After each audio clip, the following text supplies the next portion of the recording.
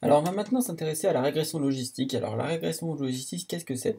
C'est une méthode qui vous permet, en fait, selon des entrées, de classer toutes ces entrées selon deux différentes classes. Donc, c'est une classification binaire, donc soit 0, soit la classe 0, soit la classe 1.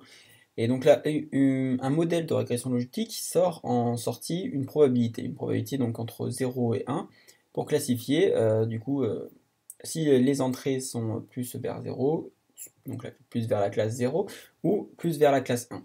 Donc on va prendre directement un exemple, c'est-à-dire que si, mettons qu'on souhaite créer un programme capable d'aider un docteur à détecter la maladie chez ses patients, bah, du coup notre programme va classifier les patients selon deux classes, le patient est malade ou le patient est en bonne santé. Donc pour pouvoir fonctionner, notre modèle de régression, il va devoir obtenir des entrées.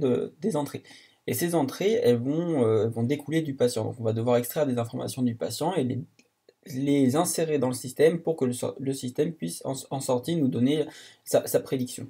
Et donc ces entrées, par exemple, ça peut être n'importe quoi. Alors, n'importe quoi, il faut que ce soit cohérent du coup selon le problème. Mais par exemple ici dans notre cas, on peut prendre le taux de globules blancs et le taux de globules rouges du patient. Et donc ça, c'est ce qu'on appelle les features ou les inputs de notre système. Ce sont les features et les inputs, c'est ce qui va permettre au modèle de régression de faire une prédiction pour savoir si le patient est malade ou non.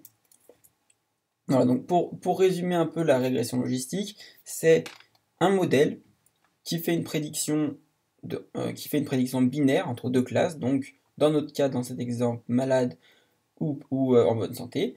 Et cette prédiction, elle dépend de certaines entrées qui sont les features, slash input, slash paramètres, ce que vous voulez. Alors, petite indication quand même, je précise, c'est que là j'ai choisi, dans cet exemple, de faire dépendre les sorties seulement deux paramètres. Donc le taux de globules blancs et le taux de globules rouges. Mais j'aurais pu choisir d'autres paramètres. Là, il aurait pas le nombre de paramètres en entrée n'est pas limité à 2. Comme la sortie, elle est limitée à 2 parce que c'est une classification binaire. En revanche, sur le nombre d'entrées, j'ai choisi deux paramètres, mais il aurait pu avoir qu'un seul paramètre, ou il aurait pu avoir 3, 4, 10, 20 paramètres pour pouvoir définir la prédiction.